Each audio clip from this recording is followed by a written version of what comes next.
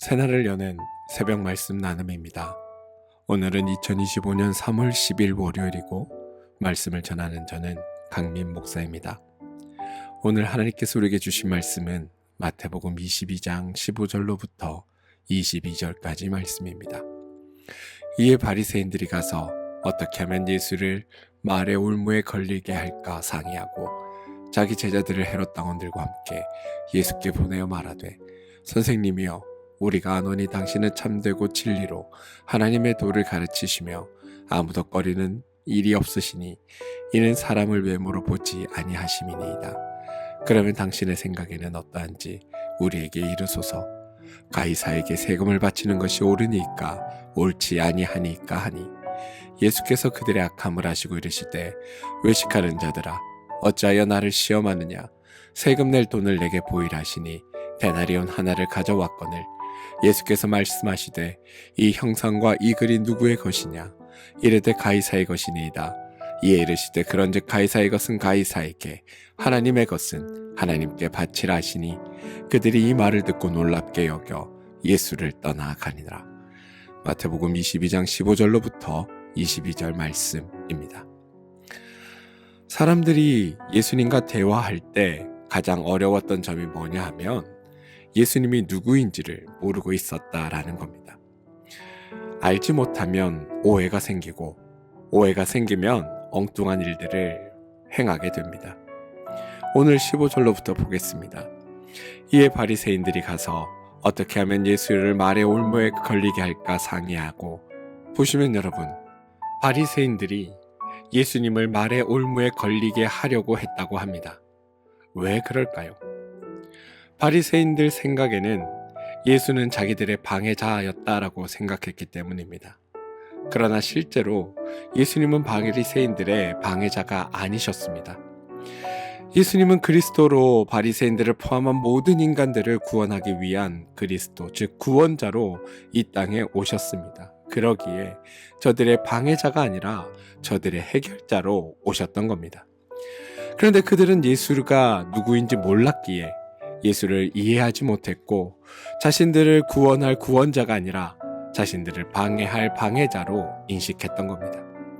그렇게 예수님을 자신들의 방해자라고 인식하니까 엉뚱하게 자신들의 구원자를 자기들의 올무에 매려고 하는 어리석은 시도를 하고 있는 겁니다. 그렇게 그들이 예수님을 올무에 걸려고 말을 시작한 것이 17절입니다. 그러면 당신의 생각엔 어떠한지 우리에게 이르소서. 가이사에게 세금을 바치는 것이 옳으니까 옳지 아니하니까.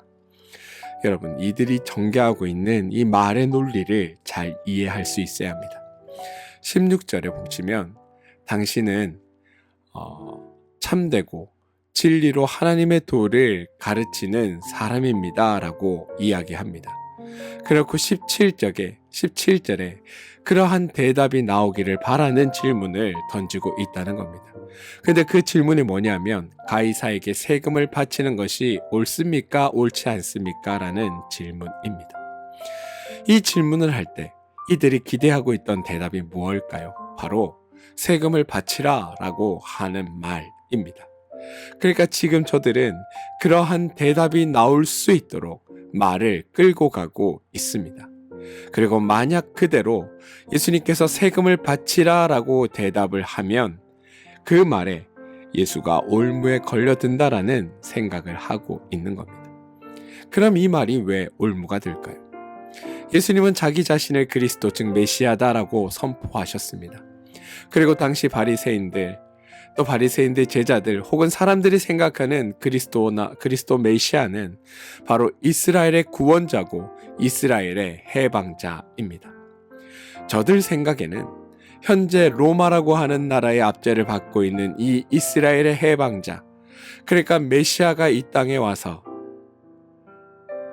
당연히 로마라고 하는 압제로부터 이 나라를 전복시켜 자신들을 자유롭게 하고 해방시켜 줄 자라고 그들은 생각하고 있었다라는 겁니다.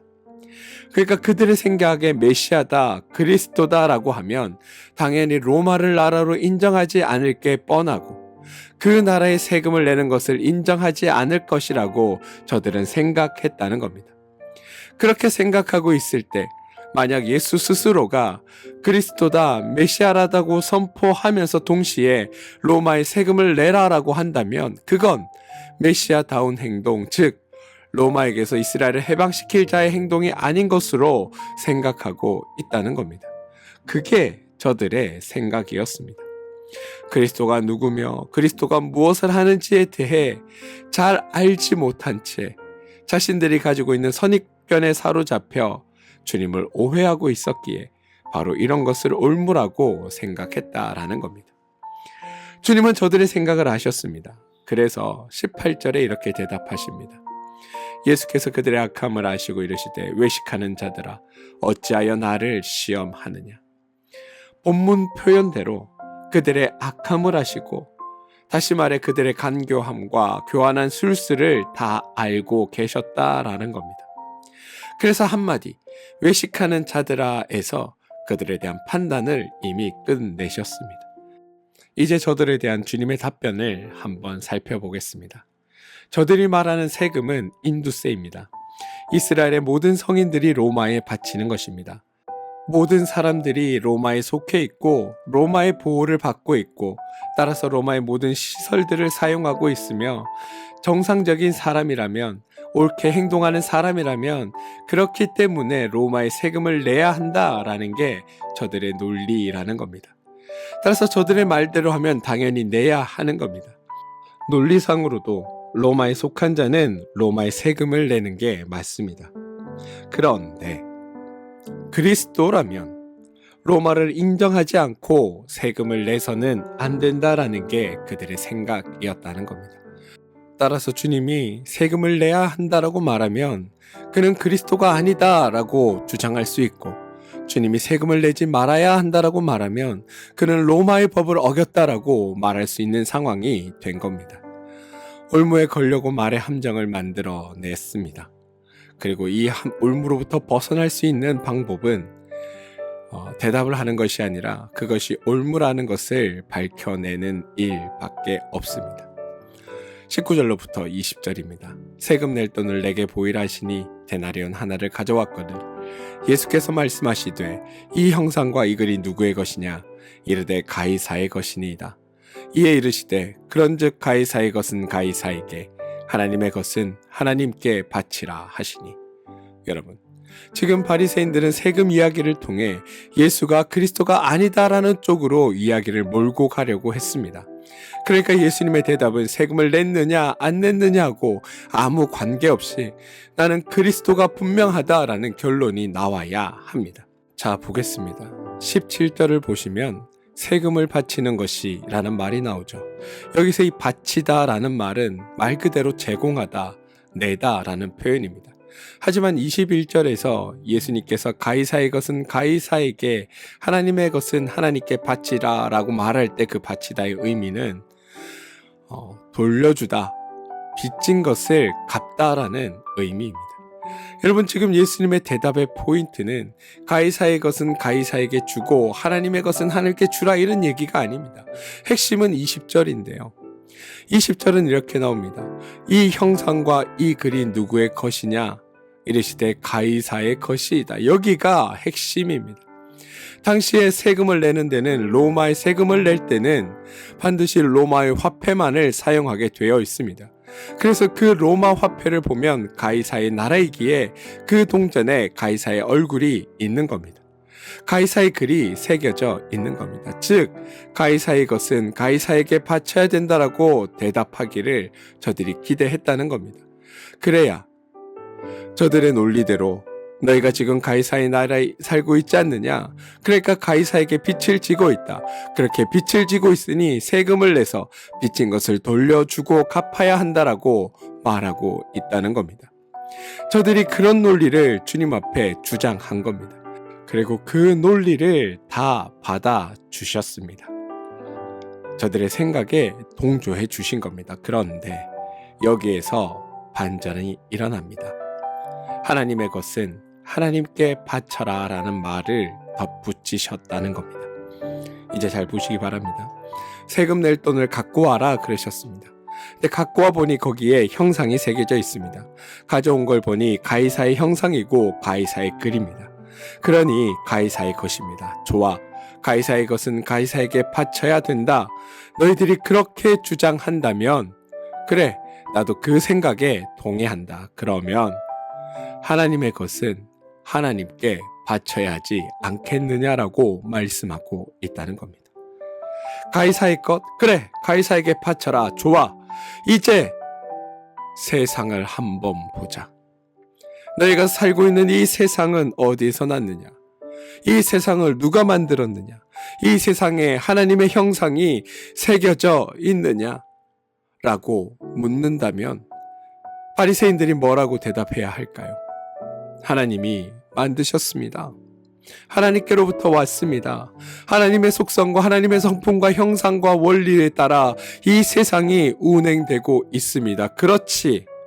그러면 지금 너희들이 로마를 활용하고 로마에 빚졌으니까 로마에 세금 내야 된다라고 말한 것처럼 하나님께로부터 이 세상에 왔다면 너희들이 이 세상이 하나님의 뜻대로 운영되고 있다는 것을 인정한다면 너희들이 이 세상을 활용하고 여기에 살고 있으니 너희들이 무엇을 내야 되겠느냐?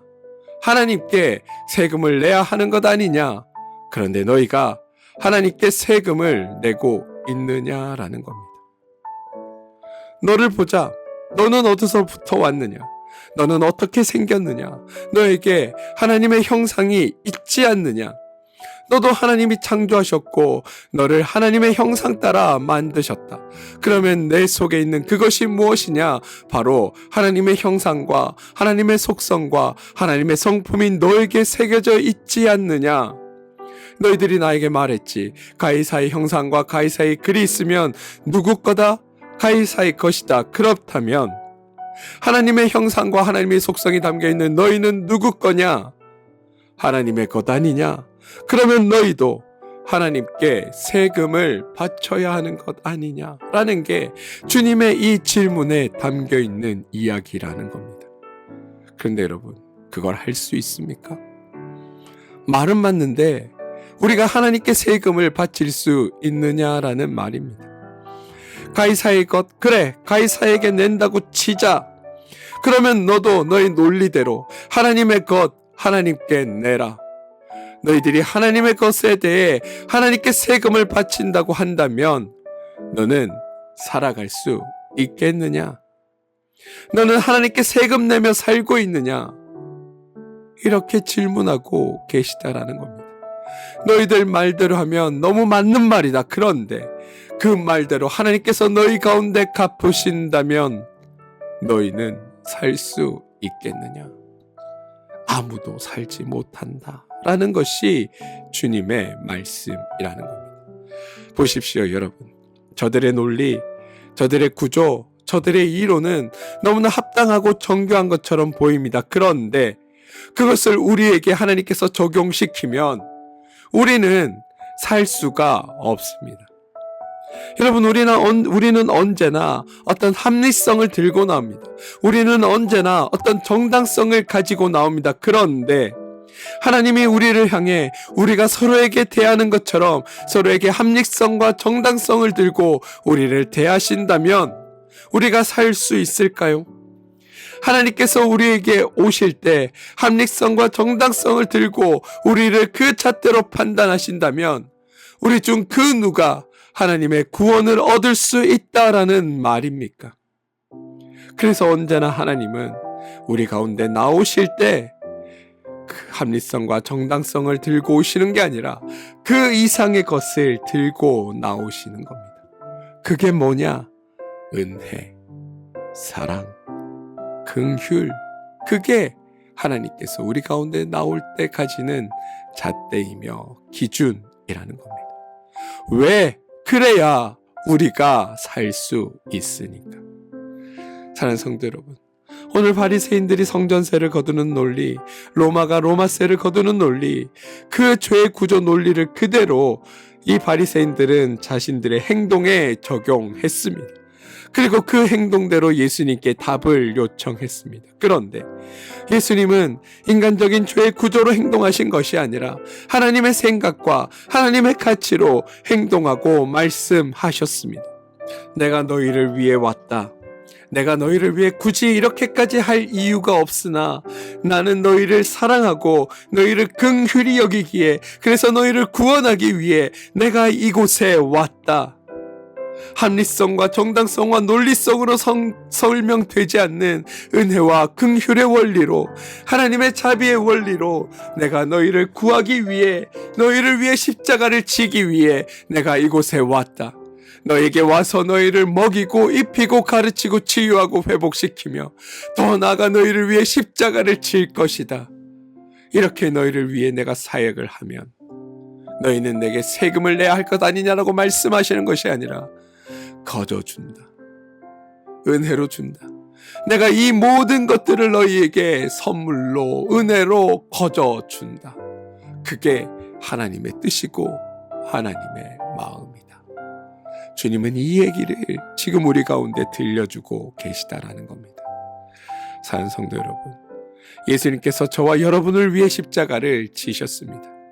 은혜로 우리를 구원하셨습니다. 우리는 그렇게 하나님의 은혜로 사는 존재들입니다. 하나님의 은혜 때문에 여기까지 왔고, 은혜 때문에 우리가 이곳에 서 있음을 고백해야 하는 겁니다. 바라기는 그 은혜의 삶을 여러분들이 누리며 살게 되길 소망합니다. 하나님께서 베풀어 주신 그 사랑, 그 은혜, 그 긍휼이 여러분의 삶을 이끌어가는 힘이 되길 소망합니다. 그리고 여러분이 받으신 그 사랑과 은혜와 긍휼을 여러분의 이웃들과 여러분의 주변 사람들과 함께 나누며 살게 되길 소망합니다. 그게 하나님께서 우리에게 기대하시는 바입니다. 바라기는 여러분들이 오늘 삶을 통해 하나님께서 베풀어 주신 은혜와 사랑과 긍휼을 경험하시고, 여러분이 만나는 모든 이들에게 그 하나님의 마음으로 대하셔서 하나님이 이루어가시는 놀라운 은혜와 축복의 삶을 여러분 삶에서 누리며 살아가는 복된 일들이 오늘 여러분의 삶에 충만하게 되길 주님의 이름으로 축원드립니다. 함께 기도하겠습니다. 주님, 우리를 향하신 하나님의 사랑에 감사합니다. 거저 주신 은혜가 그렇게 값진지 모르고 받았고, 거저 주신 사랑을 당연한 것처럼 여겼음에 감사할 줄 몰랐던 게 우리의 모습입니다. 그런데 주님, 하나님께서 우리 가운데 이루신 일들 앞에 우리에게 주어진 생을 기뻐하며 감사하며 살아가는 우리가 되게 하여 주시옵소서. 예수님의 이름으로 기도합니다.